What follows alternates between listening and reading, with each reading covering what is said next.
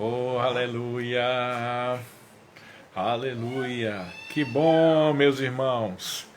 Estamos aqui mais uma vez com uma live, aleluia! Salmos da fé, uma bênção. Vou dar um tempo aqui esperando que as pessoas entrem. Aleluia! Glória a Deus! Aleluia! Glória a Deus! Amém! Aleluia! Glória a Deus! Oh, aleluia! Aleluia!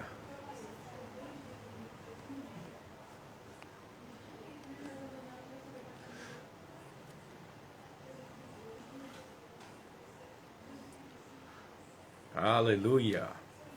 Glória a Deus! Amém!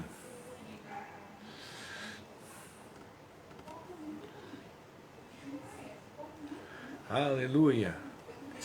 Amém, pessoal. Estou aqui dando um tempo aqui, mandando alguns encaminhamentos. Aleluia!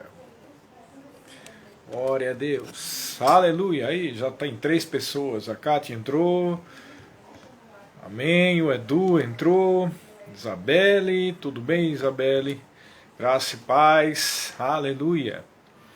Glória a Deus. Vocês já vão aí, se puderem, mandando esse aviãozinho para os irmãos, que muitas pessoas, né, estão no Instagram nesse momento, eles recebem logo a comunicação aí que começou a nossa live.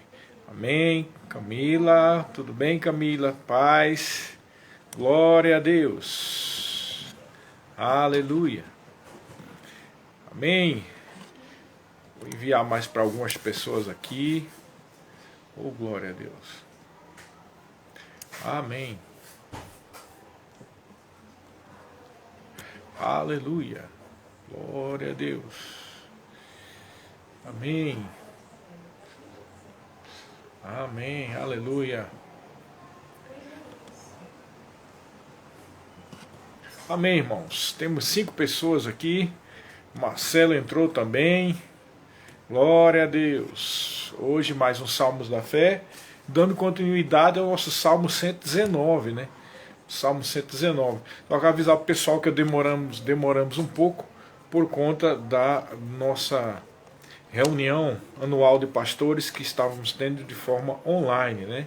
Então, agora que nós podemos nos desvincular um pouco para vir e começar. Então, estava previsto que ia terminar antes, mas demorou um pouco, é por isso que a gente atrasou um pouco, amém?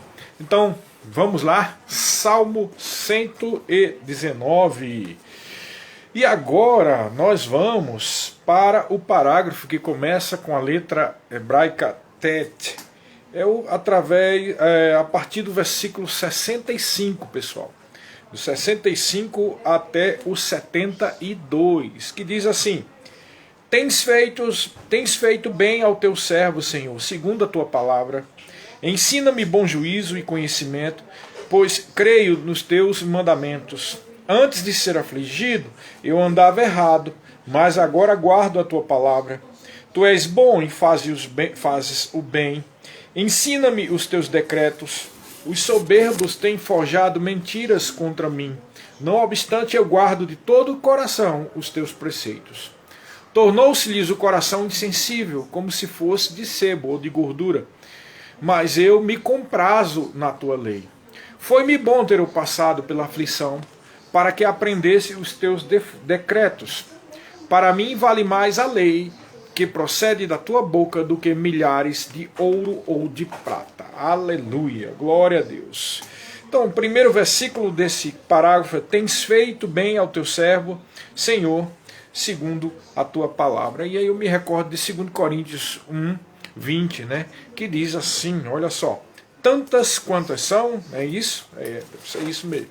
1, 20 diz assim: porque quantas são as promessas de Deus, tantas tem nele o sim, porquanto também por ele é o amém, para a glória de Deus por nosso intermédio. Através de Jesus, irmãos, você pode ter garantias, sim, de que você tem acesso ao melhor de Deus. E aqui diz que ele faz o bem ao seu servo segundo a sua palavra. As promessas de Deus são a garantia do bem que Deus faz para você. Isso não quer dizer que Deus não queria fazer o bem para você, porque Ele é a própria palavra. A palavra expressa a vontade de Deus. A palavra expressa a perfeita vontade de Deus. E através de Jesus, por causa do seu sacrifício na cruz do Calvário e a sua ressurreição, foi pago o preço para que o melhor de Deus venha a se manifestar. Mas é como eu disse em certa postagem, né? O fato de existir realidades posicionais que nós temos direito através de Jesus, não quer dizer que automaticamente você está vivendo nelas, né? Essa é que é a questão. Algumas pessoas pensam que quando a gente fala sobre os benefícios da nova aliança, significa que automaticamente você já está vivendo nela, mas viver segundo a palavra é uma decisão pessoal. Então, como eu disse naquela postagem, o fato de existirem realidades posicionais abençoadoras para a tua vida não quer dizer que você está andando nessa vitória, mas apenas que você tem direito de andar nessas realidades. Então você tem o direito, mas você tem que decidir andar de acordo com essas verdades, né? E aqui nesse trecho que nós lemos, prova bem isso, porque ele fala que quando ele estava desviado, ele teve problemas, né? Ele diz isso. Ensina-me, versículo 66, ensina-me bom juízo e conhecimento, pois creio nos teus mandamentos. É uma coisa meio recorrente nesse Salmo 119, além de ele exaltar a palavra, alguns pontos. E uma coisa que ele sempre repete é isso: ensina-me, que eu consiga perceber, que eu consiga discernir a tua palavra. Esse pedido é o pedido de revelação. Aquilo que Paulo pediu para os crentes de Éfeso quando ele fez aquela oração no capítulo 1, né? Que isso viesse espírito de sabedoria e de entendimento. Mas isso é disponível para mim e para você, irmãos. Não é preciso você só estar no ofício dos 5 dons ministeriais para você ter um discernimento da palavra de Deus. A palavra é clara lá em Tiago capítulo 1, versículo 5, quando diz assim: quem necessita de sabedoria, peça a Deus. Então a sabedoria, a revelação, o discernimento da palavra é algo que você pode pedir, e com certeza você pode ter absoluta certeza que Deus tem prazer em derramar do seu conhecimento sobre o seu coração, né? E aqui no versículo 67 ele começa a expor, né, algo que ele repete em outros trechos de Salmo 119 a respeito do desviar dele. Ele estava desviado, né? Ele diz no 67: antes de ser afligido eu andava errado, mas agora guardo a tua palavra. A ideia aqui é o seguinte: eu fui afligido como juízo pelo fato de eu estar errado, né? Então é as consequências que ele penou, que ele sofreu pelo fato dele ter andado desviado. Então é por isso que lá na frente ele diz no 71, foi-me bom ter eu passado pela aflição, para que eu aprendesse os teus decretos. Ele está reconhecendo que ele estava errado, que ele estava desviado, e é por isso que ele foi afligido. Aí ele deixa claro que o problema era com ele mesmo, não tem nada a ver com Deus, né? Porque no 68 ele diz: tu és bom e fazes o bem, ensina-me os teus decretos. Deus é bom, irmãos. Ele não tem prazer em fazer esse tipo de coisa. A aflição do salmista aqui foi porque ele estava errado. As pessoas sofrem consequências porque estão errados. Aí vem aquela doutrina, né, que alguns dizem assim: ó, quando não vem pelo amor, vem pela dor. Bom, veja bem, Deus não tem prazer em mandar dor na vida de ninguém. Mas quando a pessoa se desvia, a pessoa abre a brecha para o diabo. Essa aqui é a verdade. O diabo ladrão vem para matar, roubar e destruir. Ele quer matar você, ele quer destruir você, ele quer fazer o mal. E quando você se desvia dos caminhos do Senhor, você sai de debaixo da proteção de Deus. E saindo de debaixo da proteção de Deus, o diabo tem acesso para atingir a vida dessa pessoa. Então a aflição vem sobre essa pessoa porque estava andando errado. Mas quando a pessoa volta para o Senhor, quando ela confessa o seu pecado, o que acontece? O poder justificador do sangue de Jesus faz valer-se na vida daquela pessoa, é perdoado os pecados, né? E a pessoa está novamente numa vida de justiça. E aí ele pode andar na proteção de Deus, tá? Então, por isso que ele diz no 68, né? Mas antes de dizer no 68, deixa eu terminar essa história aqui do pela dor ou pelo amor, né? Às vezes as pessoas se desviam, e como estão desviadas e erradas, elas sofrem consequências na vida. Aí eu te pergunto, irmão, Deus é bom ou não é bom? É claro que ele é bom. Ele é um pai de amor, ele é o próprio amor, ele é bom. Toda bondade está na pessoa do Senhor. Ele amou o mundo de tal maneira que deu o seu Filho unigênito para que todo aquele que nele crê não pereça, mas tenha o que? A vida eterna, irmãos. Ele é bom. Ele é bom, irmãos. Então veja bem, se ele é tão bom, se alguém que estava desviado está sofrendo em alguma situação, seja financeira, seja em qualquer área, ou uma enfermidade, está sofrendo uma consequência porque está longe da proteção de Deus, se essa pessoa em quebrantamento, se essa pessoa em arrependimento, se essa pessoa volta para os caminhos do Senhor, você acha que Deus não vai receber essa pessoa? Claro que vai receber. Então alguns pensam e criam a doutrina, dizendo que quando não vem pelo amor, vem pela dor. A pessoa vem, não é por causa da dor, a pessoa vem porque finalmente reconheceu que precisava confessar o seu pecado, né? E aí ele deixa claro no 68.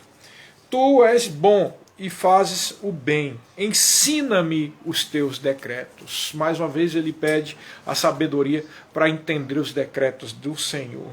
69. Os soberbos têm forjado mentiras contra mim, não obstante eu guardo de todo o coração os teus preceitos. Tornou-se-lhes o coração insensível como se fosse gordura, como se fosse sebo, mas eu me comprazo na tua lei. Então, veja bem, outra coisa que é recorrente no Salmo 119, mesmo quando ele exalta a palavra de Deus, ele sempre dá a entender que há um grupo de pessoas que estava perseguindo ele. Possivelmente, talvez, algumas lideranças que dá a entender que era alguma liderança. Algumas lideranças que estavam fazendo o errado e talvez o salmista tenha o repreendido ou ele tenha, de qualquer forma, não concordado com a coisa errada e é por isso que ele foi perseguido. É uma coisa comum aqui. Então, veja, às vezes a gente vê nos salmos isso, né? Os salmos não só são de ensinos ou de louvor e adoração a Deus, mas alguma vez tem componentes de lamentação. E o Salmo 119, ele se encaixa nisso.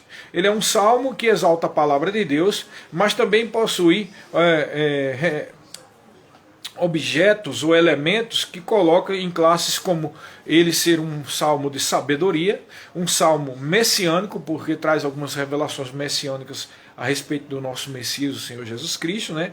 Ele é um salmo didático, mas também ele é um salmo de lamentação, porque aqui e acolá ele volta com essa história de algumas pessoas que estavam perseguindo ele e que ele decidia mesmo assim se manter na palavra. Se alguma coisa desse tipo acontecer com você, se você é alvo de repetição, de perseguição, irmãos, continua na palavra, porque todas as promessas de Deus têm em Cristo Jesus o Sim, amém. Mas é preciso permanecer na palavra. E aí é nesse contexto que ele chega no versículo 71 e diz assim: foi-me bom eu ter passado pela aflição, para que aprendesse aos teus decretos. Em Provérbios, no capítulo, deixa eu abrir aqui, Provérbios 10, 13, Provérbios 10, 13, a gente vê alguma coisa sobre as consequências de estar desviado, né, e de estar debaixo dessa situação em que não tem a proteção de Deus. 10, 13 diz assim, olha só o que diz Provérbios 10, 13. Nos lábios do prudente se acha a sabedoria, mas a vara é para as costas do falto de senso. Ou seja, as varas é para as costas daquelas pessoas que não têm bom senso, que estão desviadas, né? E em Provérbios 19, 29, diz também, olha só, 19, 29 diz: preparados estão os juízos para os escarnecedores e os açoites para as costas dos insensatos.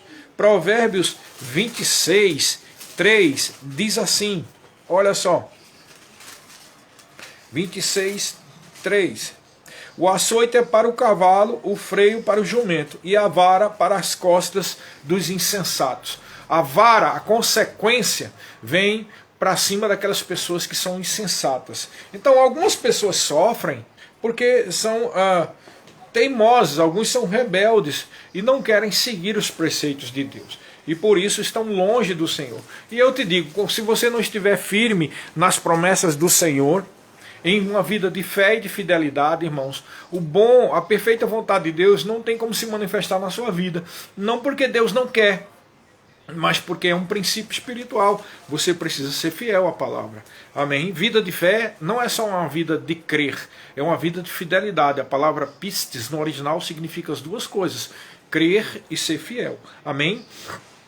Então ele diz, no 72, para terminar esse parágrafo, para mim vale mais a lei que procede da tua boca do que milhares de ouro ou de prata. Ele reconhece que toda provisão vem do Senhor. Então é melhor ficar na palavra, irmãos, do que ser como Balaão, ser influenciado por finanças, né?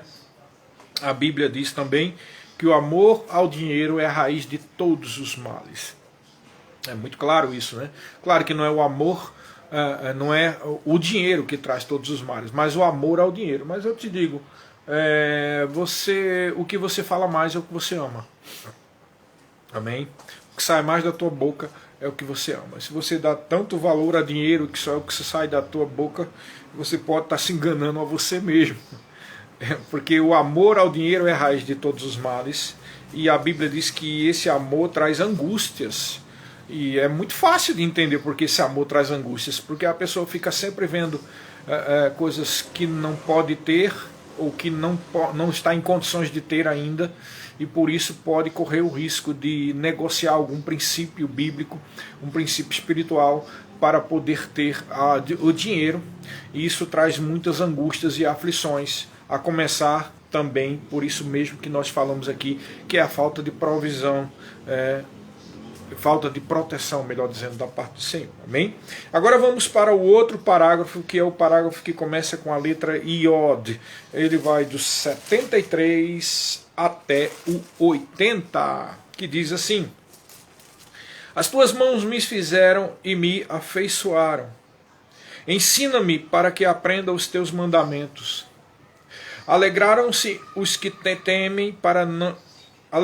Alegraram-se os que te temem quando me viram, porque na tua palavra eu tenho esperado. Bem sei, ó Senhor, que os teus juízos são justos e que com fidelidade me afligiste. Venha, pois, a tua bondade consolar-me, segundo a palavra que deste ao teu servo. Baixem sobre mim as tuas misericórdias, para que eu viva, pois na tua lei está o meu prazer. Envergonhados sejam os soberbos, por me haverem oprimido injustamente. Eu, porém, meditarei nos teus preceitos. Voltem-se para mim os que te temem e os que conhecem os teus testemunhos. E o versículo 80, finalizando esse parágrafo, diz assim: seja o meu coração irrepreensível nos teus decretos, para que eu não seja envergonhado. Amém? Então, no versículo 73, o primeiro desse parágrafo, ele diz: as tuas mãos me fizeram e me aperfeiçoaram. Ensina-me para que aprenda os teus mandamentos. No original, ele dá a entender aqui discernimento. Ele quer discernimento. É aquilo que nós falamos agora há pouco. Veja que é recorrente, volta sempre isso. Ele não só exalta a palavra, como ele pede discernimento, sabedoria, e aqui e acolá ele cita essa questão da perseguição, e que ele não vai seguir nesse caminho dos pecadores, mas que ele tem prazer na lei do Senhor, né? Então, mais uma vez aqui ele está solicitando sabedoria. Mais uma vez eu digo, irmãos, se você necessita de sabedoria, peça a Deus que Ele dá. Para qualquer coisa, não é só para a palavra, amém? Qualquer coisa que você precisa, você tem sabedoria da parte do Senhor, porque isso é um direito seu, amém? Algumas pessoas entraram aqui: Sandra Cunha Morena, Ana Cláudia, oi Ana, a Larissa, amém? Aqui tem Firmino, tropa, tudo bem? Entrou Fabiana, entrou Tatá, amém? A Ruth, aleluia. A Karen, algumas pessoas entraram aqui. Tia Benise também. Algumas pessoas, sejam bem-vindos, amém? Então, voltando aqui para o ponto. No versículo 74, ele diz assim: alegraram-se os que te temem quando me viram, porque a tua palavra tenho esperado. Interessante esse versículo. Ele diz que aqueles, naquela situação, se alegraram quando viram, porque ele espera na palavra do Senhor. Eu queria dizer algo aqui em cima desse versículo. Você sabia que você é um exemplo vivo, você é um espelho. A tua vida como cristão ou como cristã é um espelho para outras pessoas. É por isso que a gente insiste tanto nessa questão de você viver pela fé e viver em cima dos princípios de Deus para ter uma vida vitoriosa. Algumas pessoas pensam que isso é um tipo de evangelho pessoal, né? Que só está procurando benefícios da parte do Senhor, mas isso é um engano, irmãos. A gente tem que sair. A igreja passou muito tempo presa a um engano histórico. O engano de que quanto mais você sofre, mais prova de que você é do Senhor.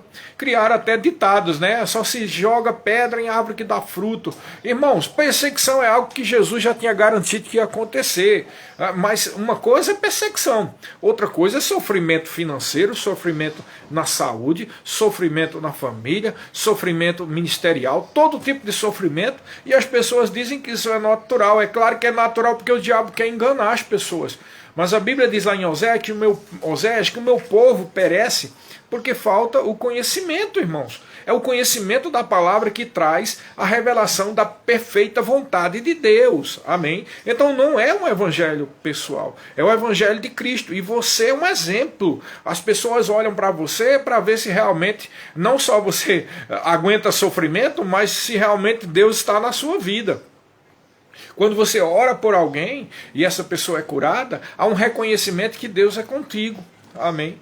Quando você é abençoado, não importando a situação que está acontecendo no mundo, quando bênção chega na sua vida, provisão chega na sua vida, prosperidade chega na sua vida, né? Você tem palavra, você está alegre em toda e qualquer situação, em todo e qualquer momento. Tudo isso aí é garantia do Senhor na palavra para quem é nascido de novo, para quem é cristão. Quando você vive assim, irmãos, você tem sido um bom exemplo do Evangelho de Cristo. Então, como é que você vai pregar um Evangelho para as pessoas se o Evangelho não muda a sua vida? Primeiro tem que mudar a sua vida, porque você só pode dar aquilo que você tem. Amém? Então, não adianta dizer que tem Jesus se sua vida é só chorar. Você está no engano, você precisa se libertar desse engano psicológico e espiritual. Há muitas pessoas que vivem uma vida de um evangelho sofredor, um evangelho de tristeza, um evangelho de derrota, e querem com isso fazer justificativa de que Deus está aprovando esse tipo de coisa. E quando se ensina a palavra da fé, se ensina essa palavra de vitória, alguém pode se levantar e dizer: isso aqui é um evangelho pessoal, é um evangelho que não exalta a pessoa de Jesus, muito pelo contrário, exalta sim, porque foi para isso que o Filho de Deus veio ao mundo, para desfazer, destruir as obras de Satanás. Amém, queridos? Deus já prometeu provisão e bênção na tua vida. E é por isso que essas pessoas se alegravam, porque esse salmista tinha como prioridade a palavra do Senhor. Versículo 75. Bem sei, ó Senhor, que os teus juízos são justos, e com fidelidade me afligiste. Então aqui está fazendo menção àquilo que nós citamos no versículo 67 e no versículo 71. A aflição veio sobre ele porque ele estava desviado. A aflição veio sobre ele porque ele estava errado. Não é? Então ele está reconhecendo que é justo e fiel e verdadeiro o Senhor e que a palavra é a verdade. Irmão, se você seguir o que está na palavra, verdadeiramente, seguir, procurar de coração, seguir a palavra de Deus é impossível. E crer nela, né? Seguir e crer. Não é só ser obediente, mas ser obediente também crendo no que ela diz. Porque tem gente que é desobediente nisso, né? Tem gente que é obediente na vida de santidade, tem gente que é obediente indo para o culto, fazendo tudo, mas se esquece que a obediência é integral e muitas vezes não é obediente no fato de que a Bíblia garante que você pode viver pela fé uma vida de vitória. Então, para que essa vitória se manifeste na sua vida, você tem que crer na totalidade da palavra. Muitas pessoas, por exemplo, querem viver segundo os preceitos do Velho Testamento e se esquece que nós somos igreja do Senhor. E como igreja, o que está valendo para a gente é o Novo Testamento. Pastor, então você está querendo dizer que não se deve estudar e meditar o Velho Testamento? Não, não é isso que eu estou dizendo. O que você deve meditar no Velho Testamento, você deve estudar, você deve ler, mas você tem que se lembrar e pensar bem nisso. E observar o seguinte ponto, que as realidades descritas e profetizadas no Velho Testamento apontam para a realidade final que se manifestou através de Jesus Cristo. A Bíblia diz no Novo Testamento que essas promessas eram sombras, tá? Eram sombras, porque a realidade final é isso que eu e você estamos vivendo agora, como filhos de Deus. como alguém que nasceu de novo. Ah, Davi não era filho de Deus? Não, Davi era uma criatura de Deus, um homem que tinha uma aliança com o Senhor, né? E não só ele, a nação de Israel tinha uma aliança. E por conta dessas promessas da lei, né, e de viver na lei, eles foram salvos, tá? Mas eles não nasceram de novo, porque eles não eram a habitação do Espírito Santo de Deus. Você que se nasceu de novo, como cristão, reconhecendo que Jesus é o seu Senhor e seu Salvador, você recebe perdão dos seus pecados, você é justificado. E você passou da morte para a vida, você saiu do império das trevas, como diz Colossenses, e agora habita no reino do Filho do seu amor, que é o reino de Deus, onde as realidades são diferentes. Então há realidades diferentes. É tão sério isso que o escritor de Hebreus diz que nós vivemos em uma superior aliança baseada em superiores promessas, irmãos. Então existe uma bondade de Deus e baseado nas promessas de Deus que se cumpriram no Novo Testamento, tá? Versículo 76, venha pois, então ele explica, venha pois, a tua bondade me consolar, segundo a palavra que deste ao teu servo. Algumas versões aqui diz, venha pois a tua bondade ou o teu amor me consolar, segundo a promessa que deste ao teu servo. Ele está dizendo claramente aqui que o que Deus prometeu, ou o que Deus falou, ou o que está na palavra, segundo essa promessa, segundo essa palavra, há sim bondade de Deus disponível para a nossa vida. Deus é bom. Deus não tem prazer na morte de ninguém, irmãos. Tá? Eu já citei, eu não sei se foi aqui numa live ou foi no culto, não me recordo bem, mas se foi, e talvez algumas pessoas aqui não tenham ouvido isso, então eu vou dizer, existem 2 versículos na Bíblia que parecem se contradizer, mas não estão se contradizendo, estão se completando. Um versículo diz que Deus não tem prazer na morte de ninguém. Um outro versículo diz que preciosa é aos olhos do Senhor a morte do seu justo. E algumas pessoas pensam que está se contradizendo aqui, mas não está se completando. E eu expliquei, agora eu vou explicar de novo, que Deus não tem prazer na morte. Ele não tem prazer que ninguém adoeça, que morra, que tenha um acidente, ele não tem prazer de nada disso. Mas depois que a pessoa morreu, seja por que motivos foi, não interessa, até porque a gente não sabe o porquê das coisas, mas depois que a pessoa morreu, se aquela pessoa é um justo, uma justa do Senhor, nasceu de novo, aquela pessoa é recebida nos braços do Senhor, porque preciosa é essa desvincular, vou colocar assim dessa forma, esse desvincular da pessoa do mundo natural para ir para o mundo espiritual é precioso para o Senhor. Amém? Então algumas pessoas dizem assim, alguém morre de uma forma dessas violentas e alguém diz assim, Deus recolheu. É verdade que Deus recolheu, mas Deus não matou. Essa é a diferença, amém? Deus não matou, Deus recolheu. Tá? As pessoas confundem um pouco. Então toda vez que alguém sofre num leito de enfermidade ou morre de uma forma violenta, alguém diz Deus foi a vontade de Deus. Não, a vontade de Deus é que todos vivam bem, e como diz a promessa do Senhor, é que você viva em ditosa velhice, e que você seja, como diz várias promessas do Senhor, longos dias, ou seja, que você tenha longevidade. Esta é a vontade de Deus. Não sei quais os motivos que alguém pode morrer antes do tempo, mas uma coisa eu já posso te garantir que tem a ver com isso que eu estou dizendo, que é o seguinte: o meu povo perece porque falta conhecimento, diz o Senhor através do profeta em Oséias.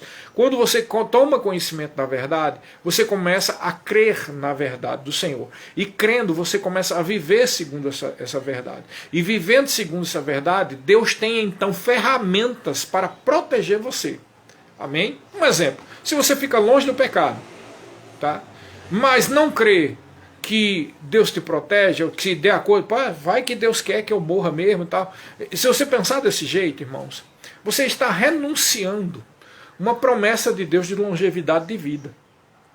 E quando um medo vem, como está acontecendo agora com essa pandemia, e o medo vem, se instaura, você corre o risco de começar a ficar desesperado e dar acesso a demônios que vão trazer tormentos sobre a sua vida, sobre a sua mente. Você fica com medo de morrer, com medo do que vai acontecer, com medo eu estou aqui apavorado. Isso vai abrir acesso à sua vida, tão somente porque você começou a achar que pode ser a vontade de Deus te levar logo cedo. Você está entendendo? Então você precisa crer na totalidade das promessas do Senhor, que Ele promete longevidade de vida. Mas então não é só ficar longe do pecado. Então por isso que há pessoas que estão longe do pecado, são pessoas fiéis, amam a Deus, mas começam a ficar com medo e começam a achar que de repente é mesmo, vai que é a vontade de Deus, ou começam a achar, como muitos estão achando, que o que está acontecendo aí é um juízo de Deus. Irmãos, não é juízo de Deus. Porque vários são os motivos, né? Eu até citei uma pregação aqui, eu acho que foi domingo. Veja, primeiro, não é juízo de Deus porque os crentes estão morrendo. Ah, mas a Bíblia diz que a ocasião a disciplina começa com o povo de Deus. Então você está querendo dizer que os que morreram eram pecador? Isso daí já é um pecado, né? Não, irmãos, nós não podemos dizer isso. Amém? Então isso não é um juízo de Deus, tá? Outra coisa, o juízo de Deus era sobre nações no Velho Testamento. Mas não há provas bíblicas na palavra de qualquer juízo sobre nações no Novo Testamento. Houve aquele juízo sobre Ananias e Safira, houve juízo sobre o rei Herodes, né? Mas em nenhum lugar você vê na história pessoas dizendo. Então alguém chega e diz que no século XIX o juízo de Deus caiu sobre toda nação, sobre alguma nação. Houve um problema há 30 anos atrás, as pessoas dizem que foi o juízo de Deus. Então dizem que é o juízo de Deus. Alguém pode dizer, mas não há prova bíblica de que no Novo Testamento Deus está agindo como um juízo sobre as nações. E por que também não há prova bíblica, e eu posso dizer também mais uma vez que isso não é um juízo de Deus? Porque o juízo de Deus sobre as nações já foi profetizado e vai acontecer durante os 7 anos da grande tribulação, o juízo de Deus sobre as nações, irmão. E a igreja não vai passar por isso porque ela será arrebatada. Então isso não é um juízo de Deus. Mas se você começar a pensar e começar a ter medo e achar que é juízo de Deus, você vai abrir uma porta na sua mente para o que tormentos de demônios que estão agindo, porque o que está acontecendo aí, irmãos, é a atuação de espírito de morte. Muita gente está morrendo, não é só dessa doença aí, não vou nem dizer porque senão cai. Né? Então, é de outras coisas também. Isso é espírito de morte. Então, o que está acontecendo é que o diabo está entrando na mente das pessoas e tendo acesso, tentando de alguma forma destruindo a fé das pessoas. Então você não pode baixar a guarda. Para que você viva a plenitude de Deus, você tem que confiar totalmente nas promessas do Senhor. Como dizia aquele antigo hino, né? Firmes, firmes, firmes nas promessas de Jesus, meu mestre. Firme, firme. Sim, firme nas promessas de Jesus, firme no que está escrito na palavra, na sua plenitude. Isso é fé, irmãos. Fé é crer e ser fiel. Algumas pessoas pensam que só pelo fato de ser fiel na santidade, isso já te garante automaticamente que nada vai acontecer. É possível, mas se você começar a ficar com medo, aí já abre a brecha da sua vida. Não abra a brecha, não negocie os valores de Deus por qualquer coisa que há no mundo. Amém? Então ele diz assim no versículo 77: baixem sobre mim as tuas misericórdias para que eu viva, pois na tua lei está o meu prazer. As misericórdias do Senhor são a causa de não sermos consumidos. Mas é interessante que ele diz que na lei do Senhor é onde há o prazer. E aí a gente faz menção aqui ao Salmo 1, né? Salmo 1 diz no versículo 2, antes o seu prazer está na lei do Senhor, e nela medita de dia e de noite. Irmãos, não pode haver maior prazer na nossa vida do que a própria palavra. É essa palavra que te dá promessas, que te garante proteção. É esta palavra que é a própria pessoa do Senhor Jesus. Jesus Cristo era o pão vivo que desceu do céu. Ele é a palavra, o verbo, o logos. Ele é a própria palavra de Deus. Tá? Então, quando nós lemos e meditamos e amamos e temos prazer na palavra, a plenitude de Deus se manifesta na nossa vida, porque começar a gerar fé. E gerando fé, né, vai gerar mudança na tua vida. Então, veja bem, aí ele diz no 78, envergonhados sejam os soberbos, por me haverem oprimido injustamente. Eu, porém, meditarei nos teus preceitos. Mais uma vez ele cita aqui o que deve ter acontecido com ele, uma forma de perseguição, mas ele prefere ficar na palavra. Não negocie, irmão. Não negocie os princípios da palavra por qualquer coisa que esteja acontecendo no natural, né? Então, Paulo diz lá em Coríntios que quando ele cita sobre a leve e momentânea tribulação, aí ele diz no final, ele diz, não atentando nós, no versículo 18, ele diz, não atentando nós nas coisas que se veem, mas nas que não se veem, porque as que se veem são temporais, mas as que não se veem são eternas. Ele está dizendo, não é para estar atentando no natural, é para estar atentando no sobrenatural, para você pôr o foco no sobrenatural, pôr o foco na palavra. Ele diz, eu porém meditarei nos teus preceitos, ou seja, eu vou atentar somente no que é sobrenatural, eu vou pôr o foco nas promessas de Deus, né? Como dizia o pastor Bud, né?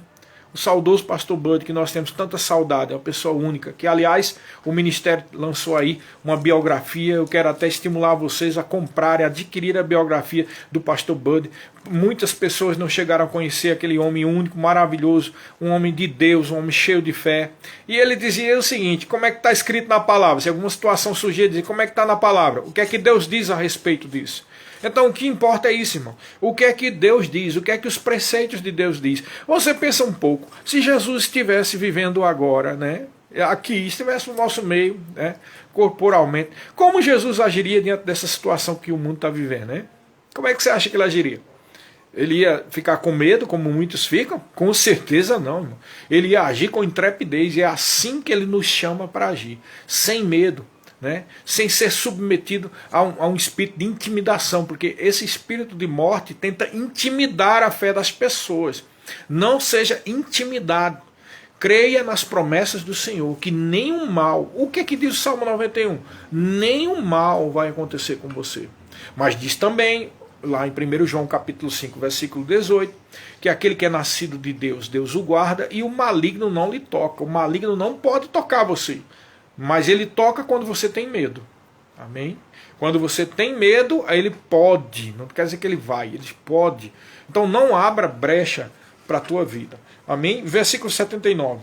Voltem-se para mim os que te temem e os que conhecem os teus testemunhos. Ele está meio que dizendo aqui, bom, é mais ou menos como se ele está dizendo assim, bom, os que são do Senhor, os que realmente amam a palavra, vão estar unidos, né? Vão se voltar a favor um dos outros. Se você ama a palavra de Deus, você estará em comunhão com quem ama a palavra de Deus. Na verdade, com quem você gasta tempo, com quem você tem comunhão, é aquela pessoa que vai influenciar a sua vida.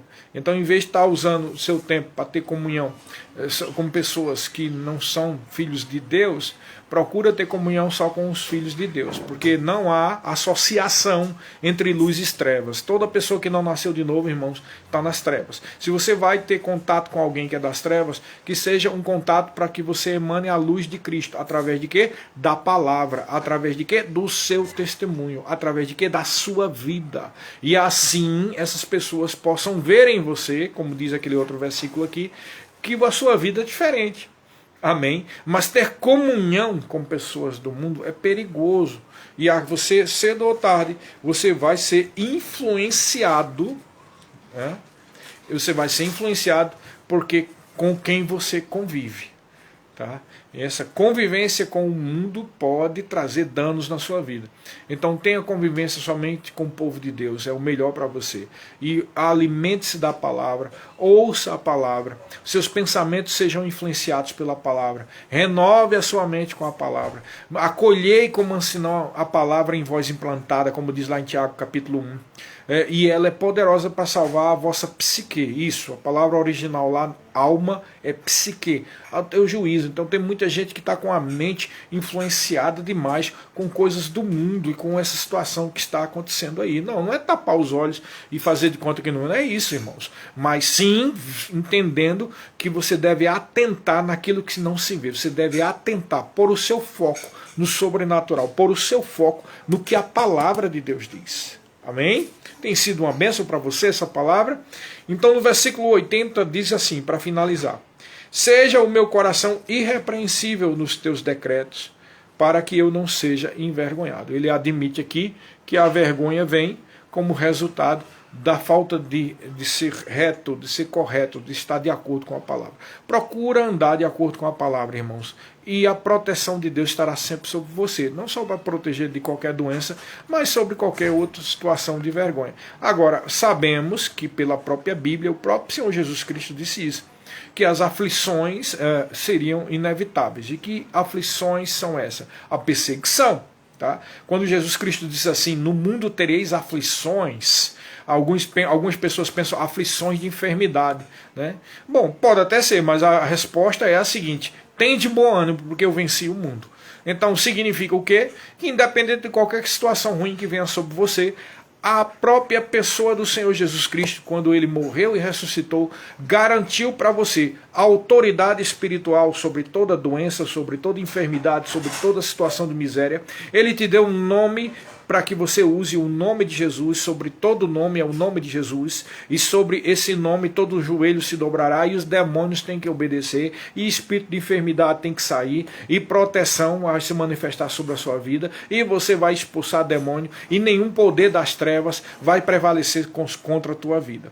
Porque lá em Lucas capítulo 10, versículo 19, o Senhor Jesus Cristo disse: eis aí que vos dei autoridade para pisar de serpentes e escorpiões. Está falando de quê? De demônios. E sobre todo o poder do mal. E nada, absolutamente nada, é interessante que ele repetiu, né? Nada, absolutamente nada, é uma garantia plena, total, irrestrita. Nada, absolutamente nada te causará dano. Amém? Nada é nada. Então vamos parar de uma vez com essa história de pensar que essas doenças é a mão de Deus para que a pessoa fique mais espiritual. Tem que parar com isso em nome de Jesus, porque se você ficar crendo nisso, pessoal, se você ficar crendo nisso, isso vai abrir uma brecha enorme na sua fé, irmãos. Deus não usa as ferramentas de Satanás. Ele não usa, ele não precisa. Ele tem, sabe o quê? Sabe qual é a ferramenta de Deus? Essa aqui, ó, a palavra. A palavra de Deus é a ferramenta de Deus. Amém? Então, pessoal, devido ao adiantado do horário, né, hoje a gente ia passar para 3, mas só podemos fazer 2, né? Então, fizemos 2 parágrafos, fizemos o parágrafo TET de 65 ao 72 e fizemos o IOD do 73 até o 80, tá? Então, brevemente, nessa semana ainda, antes da sexta-feira que vem, nós teremos outra live especial e eu quero que você, olha, divulga mesmo. Essa próxima live tem um parágrafo aqui que a gente vai citar, 2 parágrafos, né? O Lamed, que vai do 80 ao 96, e o Mem, que vai do 97 ao 104, que dentro desses parágrafos aqui estão contidos os versículos mais conhecidos no Salmo 119. Então vai ter muita revelação, eu creio que Deus vai nos mostrar muita coisa. Então na próxima live, eu não sei se vai dar para fazer os 3, mas com certeza 2 vai dar, 2 parágrafos, e um desses 2 com certeza é esse aí que nós estamos citando, tá? Tem muita revelação, então divulga para outras pessoas. Nós vamos divulgar nas mídias sociais, aí no Instagram da igreja, também no meu Instagram e também no grupo da igreja, né, do Verbo da Vida Maringá, quando nós vamos ter a próxima live. Geralmente essa live fica entre segunda ou quarta-feira, tá? Ou segunda, ou terça, ou quarta-feira da semana que vem a gente vai fazer essa próxima live, amém? Então, se você foi abençoado, divulga aí, passa para outras pessoas. A gente vai salvar aqui no IGTV, então vai ficar aí no Verbo da Vida Maringá, né, no nosso endereço aí no Instagram, e você pode ir distribuindo para outras pessoas, amém? Sejam abençoados praticando essa palavra.